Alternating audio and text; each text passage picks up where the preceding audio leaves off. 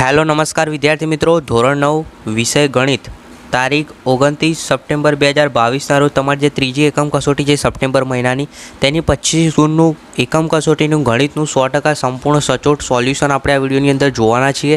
એટલે ખાસ આ વિડીયોની અંત સુધી જોતા રહેજો. ચેનલ પર તો ખાસ ચેનલ સબસ્ક્રાઈબ કરી દેજો, જેથી દરેક વિષયના પેપર સોલ્યુશનના સંપૂર્ણ જવાબો તમને મળતા રહે. સૌપ્રથમ વિદ્યાર્થી મિત્રો, પહેલાં આપણે વાત કરીએ અહીંયા વિભાગ એ. બરાબર ધ્યાન રાખજો, હું તમને દરેક પ્રશ્નો સારી રીતે સમજાવવાનો છું, જેથી આવનારી આ એકમ કસોટી તો ઠીક છે, પણ આવનારી જે પ્રથમ પરીક્ષા છે એમાં પણ આ બધા પ્રશ્નો પૂછાશે, તમને કોઈ તકલીફ નહીં પડે. પહેલો પ્રશ્ન છે બહુપદી 2x² + 7x - 4નું એક શૂન્ય ખાલી જગ્યા છે, તો તમારે x જ્યાં x છે ત્યાં x બરાબર શું લઈ લેવાનું? શૂન્ય લઈને સાદુરૂપ આપશો એટલે તમને બે ઉકેલ મળશે.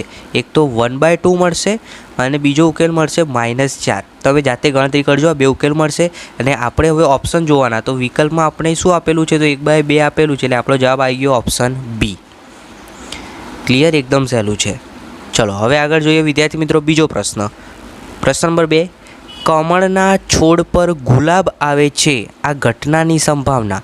હવે કમળના છોડ પર ક્યારેય ગુલાબ ન આવે, બરાબર? કમળના છોડ પર કમળ જ આવે, ગુલાબ ન આવે, એટલે આ ઘટના કેવી છે? અશક્ય છે. અને અશક્ય ઘટના હોય એટલે એની સંભાવના કેટલી થાય ભાઈ? 0. ઓપ્શન મિત્રો, એટલે તમારે મેં દર વખતે કીધું છે, આ યાદ રાખવાનું. એક્સ અને વાય, પહેલી જે હોય એક્સ યામ હોય, એક્સ યામ અહીંયા 3 છે, વાય યામ કેટલો છે? -5. તો આપણને પૂછ્યું શું છે પ્રશ્નમાં? વાય યામ. તો આપણો જવાબ શું આવે? -5. Option D. એકદમ સહેલું. ચલો પ્રશ્ન નંબર 4, 5y = 2 માટે દ્વિચલ સુરેખ સમીકરણ લખવાનું છે. 5y = 2 એટલે 0x + 5y - 2 = 0. આ રીતે આપણો સાચો જવાબ આવે. હવે એ કયા ઓપ્શનમાં છે? તો ઓપ્શન નંબર બી. સિમ્પલ. યાદ રાખજો, અહીંયા એક્સનું કંઈ જ નથી એટલે 0x આવશે, ભૂલથી 1x ના આવે.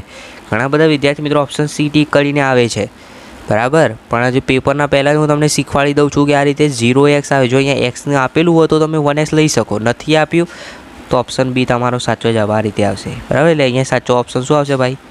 Option number B. પ્રશ્ન નંબર 5, આકૃતિ પરથી જવાબ આપો. ખૂણો એ 1 + ખૂણો 2 + ખૂણો 3. તો ખૂણો 1 શું છે? P છે. ખૂણો 2 શું છે? તો ખૂણો Q છે, ખૂણો R. એટલે ત્રિકોણના ત્રણેય ખૂણાનો સરવાળો પૂછ્યું છે. સાદી રીતે સમજો તમે. પહેલાં સિમ્પલ જ છે. ત્રિકોણના ત્રણેય ખૂણાનો સરવાળો કેટલો? 180. 7મા ધોરણના વિદ્યાર્થીને પૂછો તો પણ આવડે, બરાબર? એટલે ગભરાવાની જરૂર નથી, શાંતિથી સમજો શું કીધું છે, તો એના પરથી તમને ખબર પડી જાય. ત્રણેય ખૂણાનો સરવાળો 180. અને જો અહીંયા આમ કરીને ચતુષ્કોણ આપ્યો, ચારે ખૂણાનો સરવાળો કહે તો 360. ક્લિયર? તો અહીંયા આન્સર આવશે ઓપ્શન ડી. હવે આગળ જોઈએ વિદ્યાર્થી મિત્રો વિભાગ બી. હજી સુધી તમે CR એજ્યુકેશન ચેનલને સબસ્ક્રાઈબ નથી કરી તો નીચે લાલ કલરનું સબસ્ક્રાઈબનું બટન છે, દબાવી દેજો. હજી પણ તમને હું ચેતન લખું 100% ખાતરી આપું છું કે આ ચેનલ થકી તમને ખૂબ જ ફાયદો થશે. એકમ કસોટીમાં તો ફાયદો થાય જ છે, પણ આવનારી જે તમારી પ્રથમ પરીક્ષા છે ઓક્ટોબર 2022માં લેવાના છે, તેમાં પણ તમને આ ચેનલ ખૂબ મદદ થશે. દરેક પેપર સોલ્યુશનના વિડીયો પણ સૌપ્રથમ તમને મળતા રહેશે. એટલે હજી પણ કહું છું સબસ્ક્રાઈબ દબાવી દો અને બાજુમાં આપેલ ઘંટી પર દબાવી દેજો, જેથી નવા વિડીયોનું નોટિફિકેશન સૌપ્રથમ તમને મળતું રહે. વિદ્યાર્થી મિત્રો વિભાગ બીની અંદર જો 2 ગુણનો પ્રશ્ન છે. પહેલો જ દાખલો એકદમ સહેલો છે. P of x માં x = 2 એટલે જ્યાં x દેખાય ત્યાં 2 લખી દેવાનું. તો P of 2 2. હવે અહીંયા x છે એટલે આપણે અહીંયા 2 લખીશું. પછી 2x² એટલે xની જગ્યાએ 2 એનો વર્ગ. પછી વચ્ચે જુઓ માઇનસની નિશાની છે એટલે -x³ એટલે xની જગ્યાએ 2 2નો ઘન.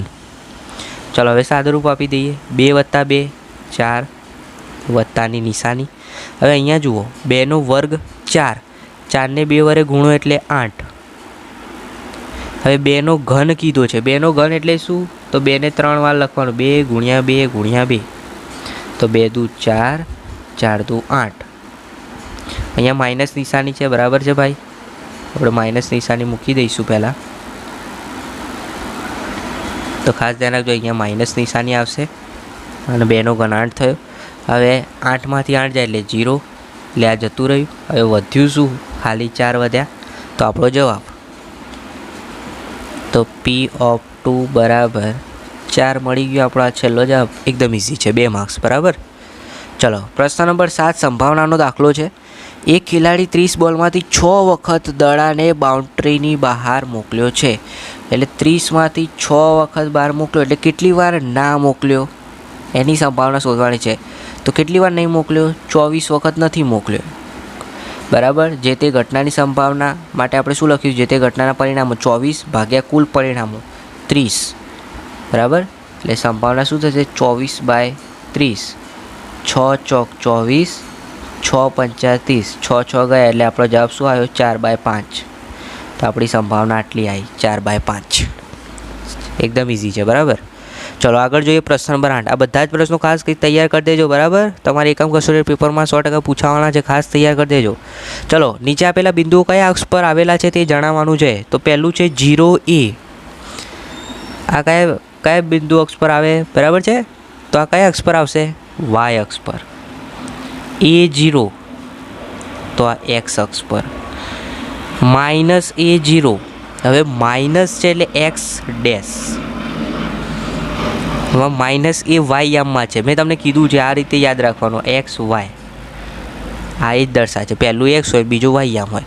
અહીંયા માઇનસ એ છે એટલે આમ વાય ડેશ થશે. Y dash, Y X, X dash અને વાય ડેશ આ રીતે આવશે. બરાબર અક્ષ. ચલો એકદમ સહેલું હતું, 2 માર્ક્સ રોકડા આવી જાય એવું હતું. પ્રશ્ન નંબર 9 જોઈએ. તમને આ સમીકરણ આપ્યું છે, જુઓ. એમાં એક્સની કિંમત 2 આપી છે, વાયની કિંમત 1 આપી છે. એમાંથી કેની કિંમત શોધવાની છે. એકદમ સહેલો દાખલો છે. જુઓ, એક્સની જગ્યાએ 2 લખી દીધા, +3. વાયની જગ્યાએ અહીંયા કીધું છે 1 લખો, બરાબર કે. હવે આ કે શોધવાનું છે. તો 2 દુ 4 +3 બરાબર કે. તો કે બરાબર શું થાય? 7. એકદમ સહેલું. ક્લિયર. ચલો આગળ જોઈએ 10મો પ્રશ્ન. વિદ્યાર્થી મિત્રો, વિડીયોને ગમતો હોય તમારે તો લાઇક કરી દેજો. બરાબર. પરીક્ષામાં 100% તમારે પૂરેપૂરા માર્ક્સ આવી જશે. ચલો પ્રશ્ન નંબર 10માં શું કીધું છે? આકૃતિ પરથી એક્સ અને વાયના મૂલ્યો શોધો. તો અહીંયા જુઓ, એક્સ વાય. બરાબર. તો પહેલું આ જે વાય ખૂણો છે એ કેટલો થશે? 130 થશે ભાઈ. બરાબર. એટલે પહેલું આપણે લખીશું ભાઈ ખૂણો વાય બરાબર 130. આ એટલી ખબર પડી ગઈ. હવે અહીંયા જુઓ, બીજું તમને એક્સ શોધવાની વાત કરું તો એક્સ કેવી રીતે ખબર પડે? તો આ અહીંયા તમે સ્ક્રીન ઉપર જોઈ શકો છો એ સિમ્પલ છે. અહીંયા 50 આપેલું છે. બરાબર. એના પરથી તમને ખબર પડી જાય કે 180માંથી 50 બાદ કરો એટલે એક્સ બરાબર શું મળશે તમને? અહીંયા 130. એનો મતલબ વાય પણ 130, એક્સ પણ 130. એટલે એક્સ અને વાયના મૂલ્યો શું થયા? સરખા થયા. 130. બંનેનું મૂલ્યો કેટલા આવશે? 130. ચલો વિદ્યાર્થી મિત્રો, વિભાગ સી જોઈએ, જેમાં 3 ગુણના પ્રશ્નો છે. બરાબર. દરેક પ્રશ્નના 3 માર્ક્સ છે. પ્રશ્ન નંબર 11 તમે સ્ક્રીન ઉપર જોઈ શકો છો. તમને સિમ્પલ અહીંયા એક સંભાવનાનો દાખલો આપ્યો છે. 2 છોકરીઓ હોય કુટુંબમાં તો તેની સંભાવના શોધો. તો 2 છોકરીઓ હોય એવા કેટલા કુટુંબ છે? 475. કુલ કુટુંબ કેટલા છે? 1500. સિમ્પલ. આ તમારો જવાબ. આનું સાદુરૂપ તમારે આપવું હોય તો આપી શકો તમે. બરાબર. જે બીજી ઘટના છે, 1 છોકરી હોય તો 1 છોકરી હોય તો 814. કુલ કુટુંબ કેટલા? 1500. આ રીતે. 1 પણ છોકરી ન હોય એટલે 0 છોકરી, એટલે એવા કુટુંબ કેટલા છે? 211. કુલ કુટુંબ આપણને 1500 આપેલા છે. સિમ્પલ. સંભાવનામાં તો તમને પૂરેપૂરા માર્ક્સ આવી જશે. બરાબર. એકદમ સહેલું છે. ચલો પ્રશ્ન નંબર 12 જોઈ લઈએ. અહીંયા તમને કીધું છે ખૂણો PRQ મેળવો. ખૂણો PRQ એટલે શું? આવી રહ્યો આ ખૂણો શોધવાનો છે આપણે. PRQ આનું માપ શોધવાનું છે.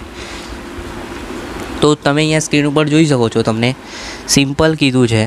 અહીંયા 135 આ માપ તમને આપી દીધું છે. બરાબર છે.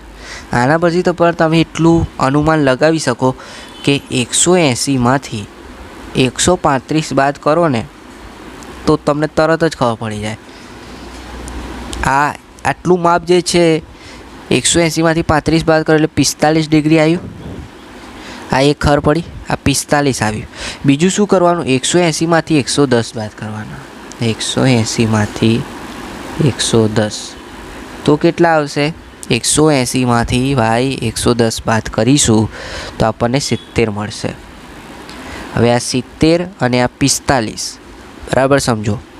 તો હવે આ આપણા 70 45 પ્લસ આપણું આયર્યું શોધવાનું છે એટલે એક્સ બરાબર 180.